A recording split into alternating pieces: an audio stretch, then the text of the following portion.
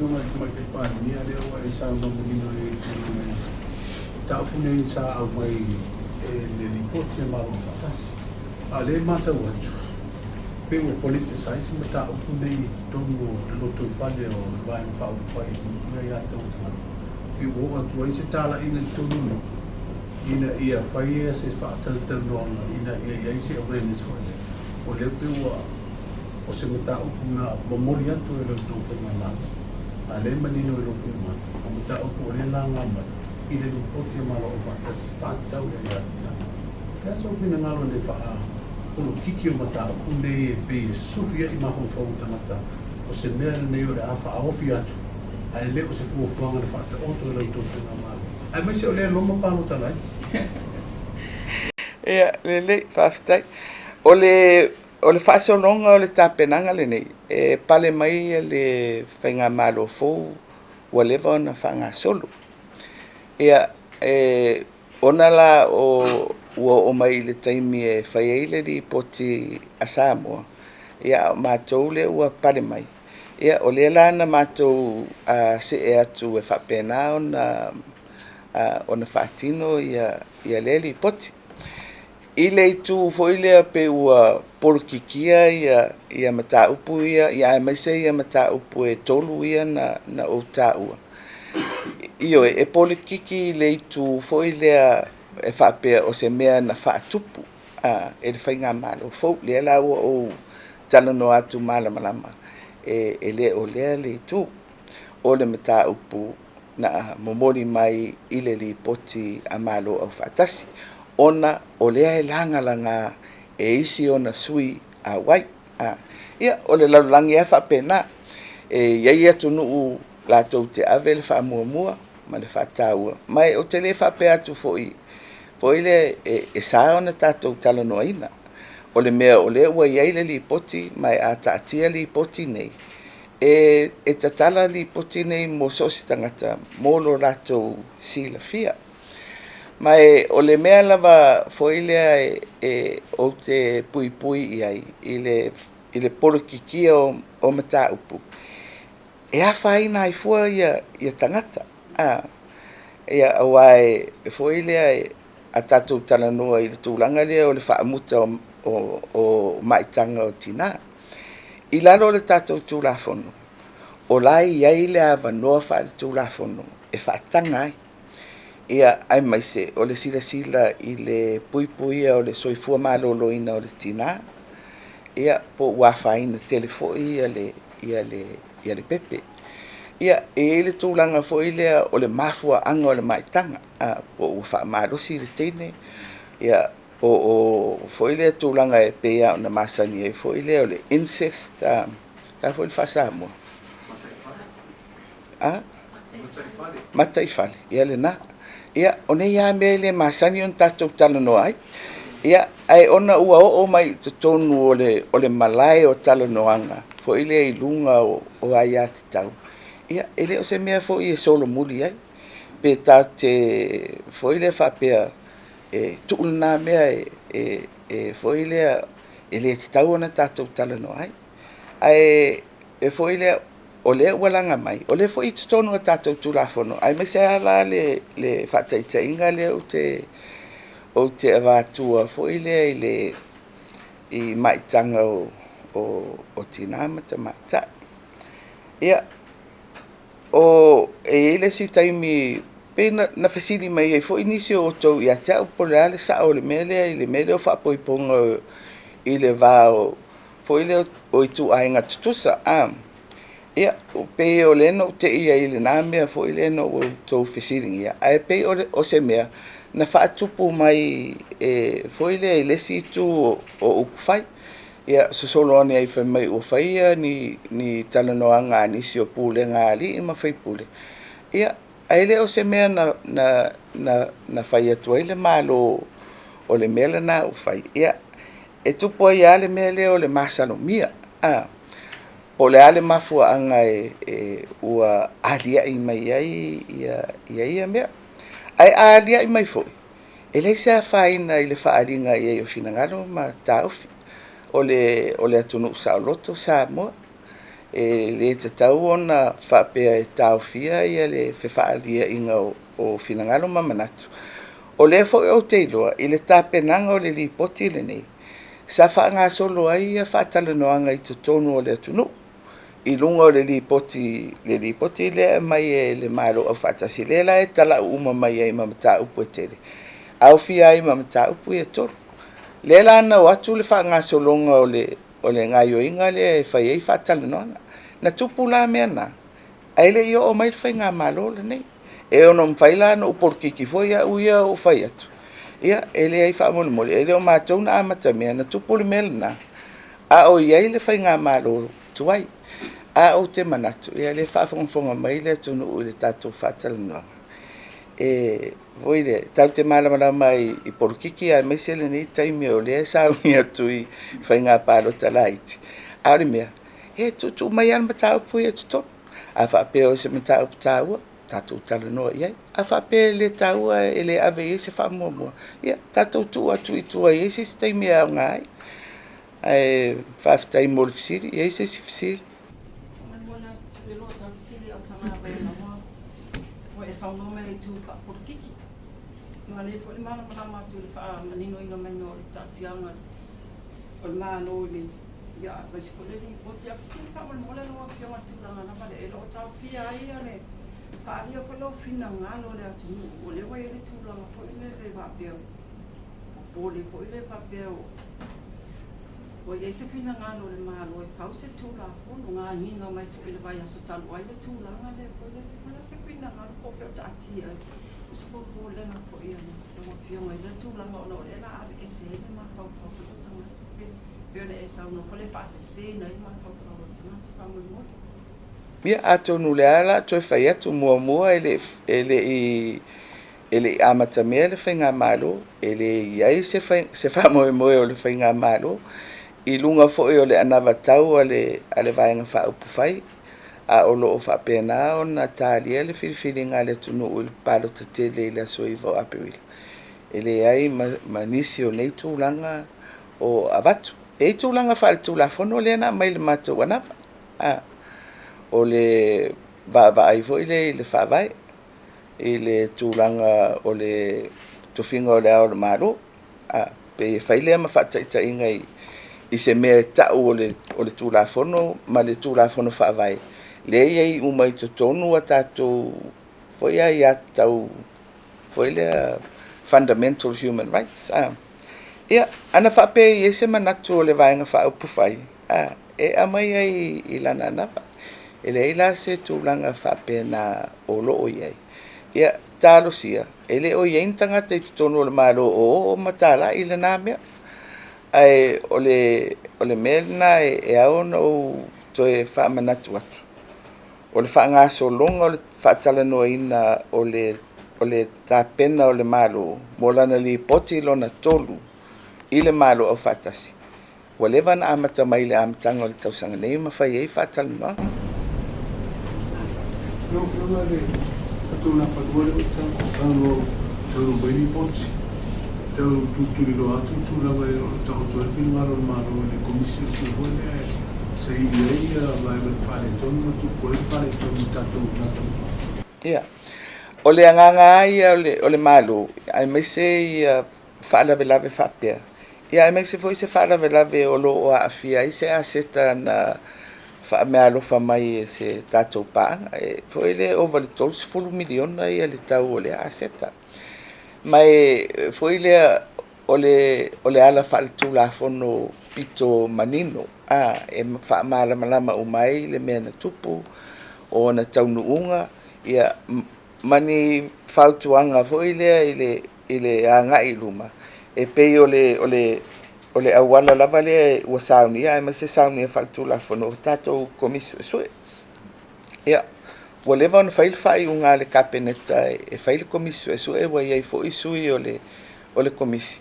Na al pau ma ua tāpena mai fo i le ofisa o le lo i asili i a terms of reference. Le whaavaa e whai ei le suenga. Ia, ai nā pau ane mele sa tālia o le maua mai o li poti. Ia, o li poti la nei foi lea o le mata ngāduenga o ngāduenga titele. Pe o ia o le matagaluega o leoleo ia ona o latou le sa nofo ai le tatou va a maua mai uma la faamaumauga ia ona mafailoa le ona tuuina atu i le komisi fesu'e e faapena ona fai ai loa ia le latou gaioiga ia atonu mafa'ai'u ai fo'i ia lenā mataupu ae o lea ou te iloa a o le longo mai e le fionga i le minista o leo e faila o le latou lipoti le watatia ma le lipoti o le malo a le matagaluega o galuega tetele ae o lo'o iai se gaioiga fa'aletulafono i ie na afia foi lea o lala ua ave i le fa'amasinoga ia e pe ese mai la ia le natulaga Lau fionga o le mataupu lava le UN whamai mo le lava lau fionga. O le aso na fin le whailua inga ma taitai o le tuangai. O le mataupu la lea i le ana saunua ai i al minista o whatoanga mawhainga whai le 10%. O le tuua lalo la le fionga i o ia le taitai le tuangai lau fionga. Tatawana discipline ia nisi o minista. I mataupu vo inai talanua inai mai se ia ave ese ale o ile tai o ia tai fono o le vaenga fa upu fai al fast I mataupu ta ona talanua ia se fina ngalo mai na fionga fa mo ia o le memo mo atonu e manino lava o le talanoanga a le sunga ia lauli mali atoa o le talanoa fa tai fono o le vaenga fa fai mai ia te awaia e telefoi tu e tawai le faalinga a le fionga i le taitai fono ma afianga na afia ai a vaenga fa upu fai po o upu fai a le malo i lunga o nisi o ngaio inga o le whapea mai ia ua mai tawina mai le sui lea o le malo au whatasi mai foile ia manino le nai tu o le tūlanga pe o le sa ia se saunoanga la uli whapea e whaila ia maoti lei e se aringa i o inga tangata whainga luenga e se le tūlanga loa ia o le vā o le malo Samoa ma le malo au whatasi o ele se fo i le whamtalanga a la uli le whapea mai foi le e toe ilo ia le vā o le malo au whatasi e o tutusa ma le sifoi au whaamitalanga le sa whai atu foi ai mai se le fisilingia o le tātou vā masaina le foi na avatu ai lau tali o mātou o le whainga malo fo o le alava mau te tilo ma ili ia tātou vā e whaila o malo ia taitasi ia ai o foi lai fala tonga pe o malo au fatasi po o fala tonga fa va o malo foi le si foi vaenga na e o foi ai le ilo ma le va ai le tato fainga malo fo ia te aulaia e atonu ele ia se faina tele o le saunga ngala uli malaena saunola uli lon tulanga fa tai fono o le vaenga fa fai mai ele alofia le famtananga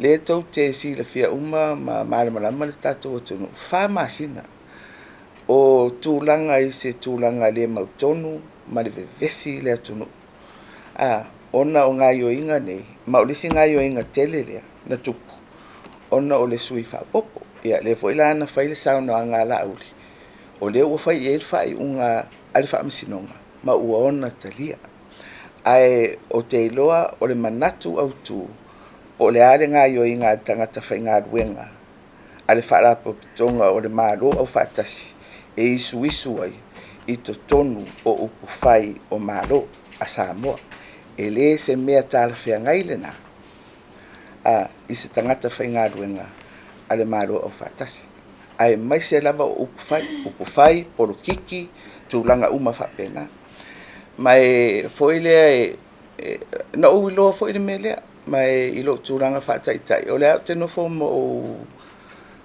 liu foi ia le ngai o inga lava ale sui le ana ua maitauina ua le tasi a ua tele ia mea ua matou faitauina ia na le pauale mea po le ale au ala aloa ia e whaau atu ai ia se manatu o le malo i le malo au whatasi i mea ia o matou mai tauina ua tūlai mai.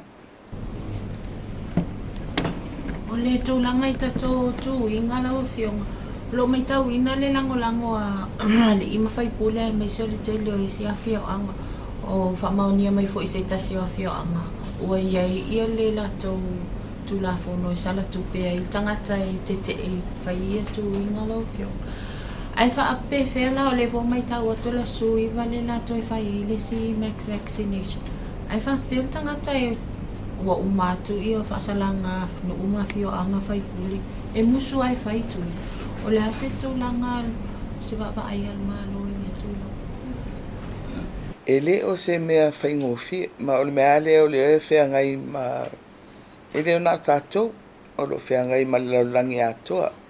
Ia ai a o alu i lungo o le mea foi lea o le ai a tatau, o le pule whaitalia. Ia o nai vai laina umana o lo whea ngai ma pūlenga esese. A matatua i malo e o i lalo i pūlenga anu ma fioanga. O te lofo, e o foi tonu ainga. Po o fai se tonu ale ainga o le a fai umatui, ia ai ale tangata fai mai, ia o aula e le fai ale tui. Mai e foi le o se lu i tau mo so se pūlenga, ia tu ainga me whapea i le tu whawhea ngai. O le anganga ina ia malu tangata uma. Ia ma le whaawawā o le loto o le tangata e to tasi. Ia ai pe e tu whawhea ngai foi lau FESILI ma le si me le tupu. O le tangata i le fia whai alona tui. Ai mailoa. Ai tangi sā lo mo le fisosoan. Ia pe o mea umalai e lua pe whai atu la. O i le aila, a whape le whai alo tui. Ia, e le foi la se fisosoani e mau atu mo. Ia, na mau alo e, pe se mea le leile nā mea. Po se mea ami o tonu le nā mea. A o mea umai e fuafua iai. Ia tangata malatu whiriwhiri ngai whai. O kia mai tasi ala FESILI le ramlam whai fo le whonotanga le COPS 26. Vai tau atu foi i lau saunoanga, whai ngō pia koe le reaction o tangata i le COVID, o mai whaatasi. Nei lo le reaction foi le ngase o le swingo tau o tau sanga, o tau whai mai a whai ia larangi e sue fo ia. O fionga le mo, po le o nei ere mai ai le fono po na tūtanga po le lo i sila la o fionga i tā. O la misa mera le rungo, uko fionga. O le mea le fia tutuli lua i le fono le whai nei. Ina ia whamautu le ia tū la fono whatonton po le rule book. E whangai oi umai mea ia o te loa o la ele i atotoa le whamari e ina o le natūlang. O le pōlenga te le mele wa tūlai mai nei. O le tutu whatasi o nisi o malo, whainga malo te tele.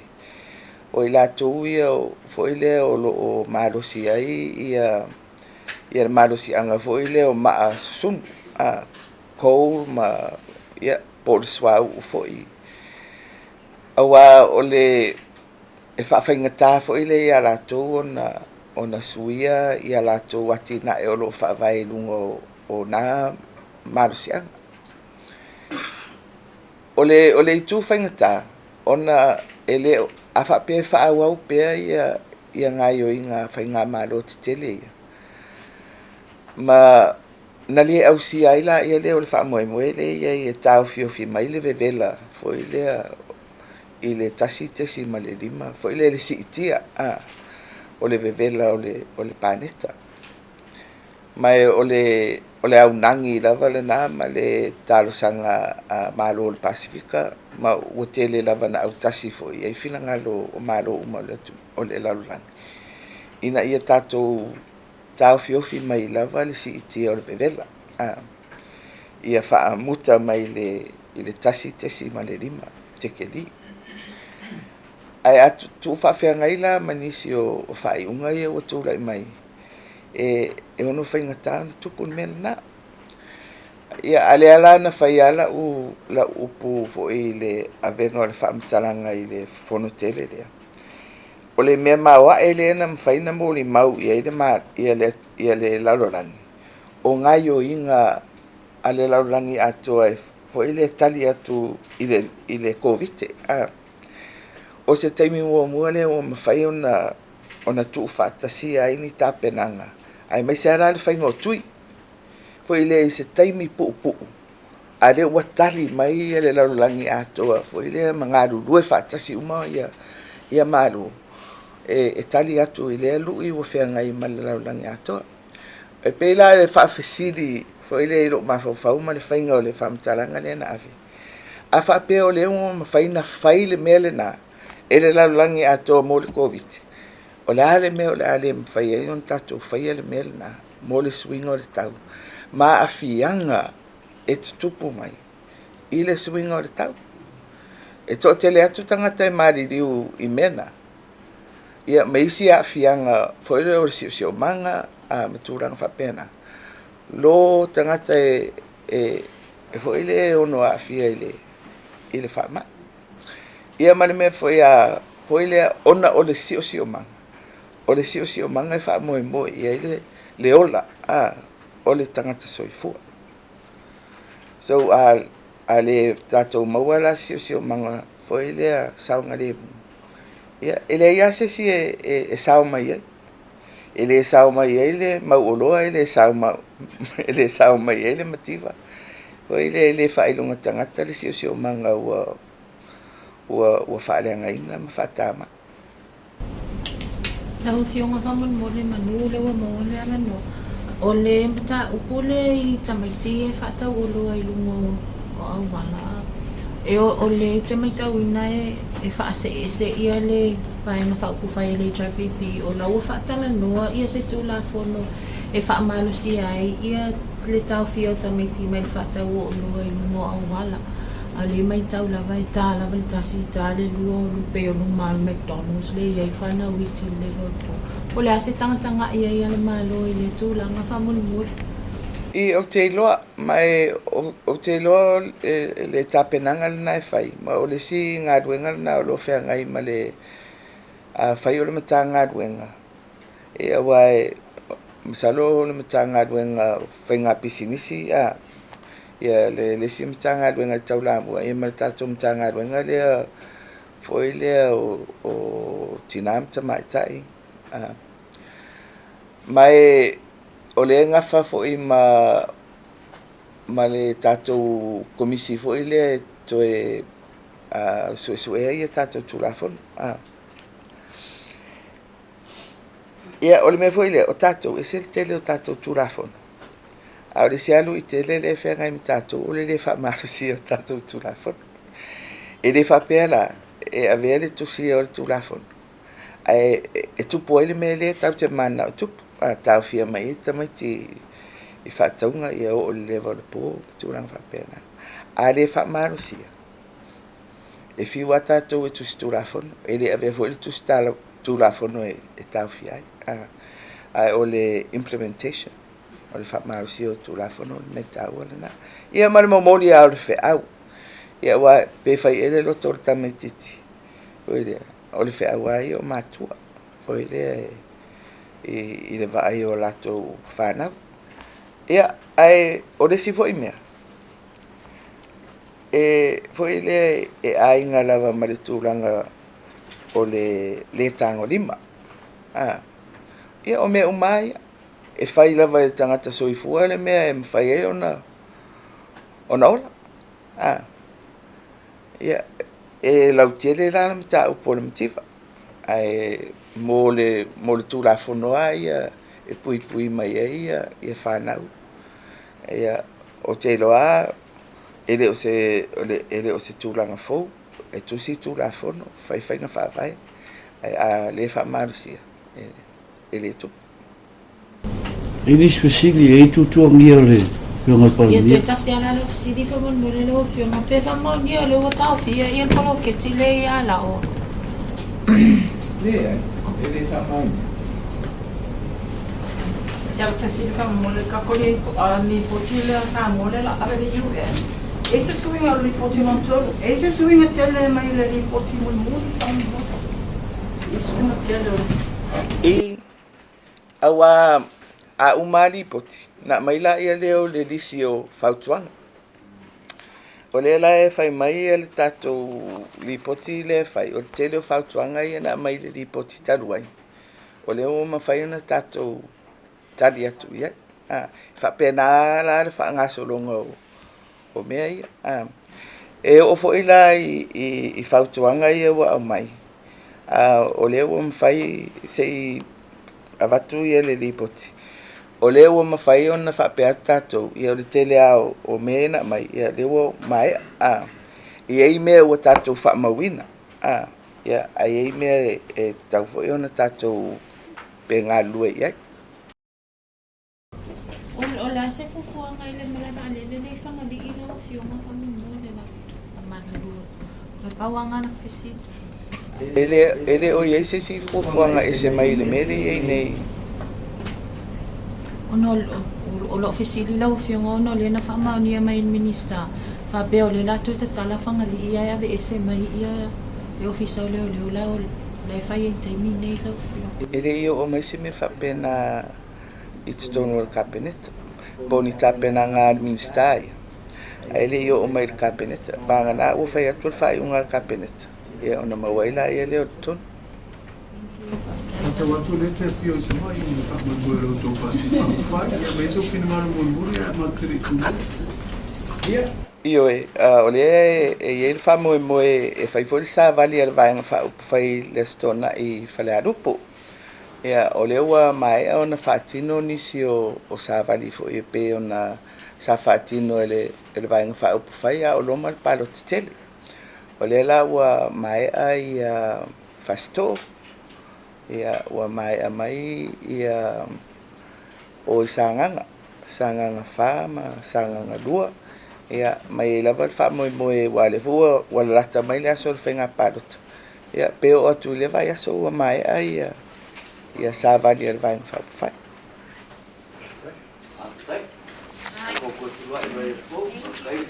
Ai.